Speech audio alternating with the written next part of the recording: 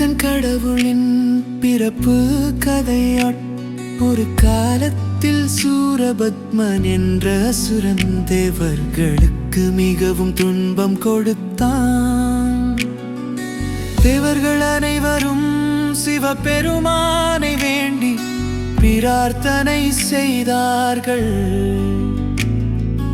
அப்போது சிவபெருமான் இந்த அசுரனை அழிக்க ஒரு தெய்வீக வீரன் பிறக்க வேண்டும் என்று எண்ணினார். சிவபெருமானின் நெற்றிக் கண்ணிலிருந்து 6 தீப்பொறிகள் வெளிப்பட்டன.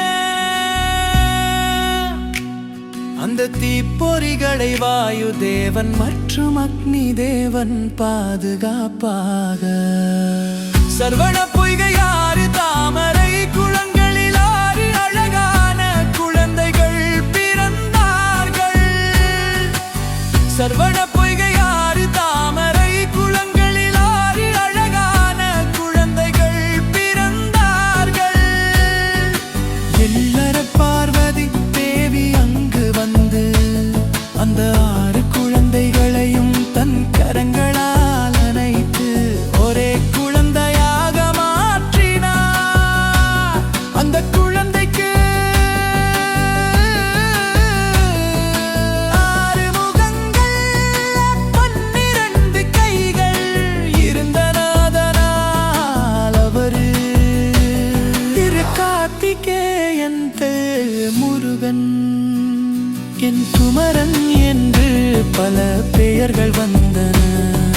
வேலாயுதம் கொண்டு சூரபத்மனை அழித்து தேவர்களை காப்பாற்றினார்.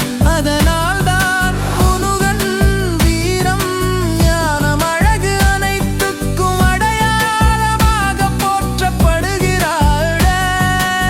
சரவண பொய்கை 6 தாமரை குளங்களில் 6 அழகான குழந்தைகள் பிறந்தார்கள். சரவண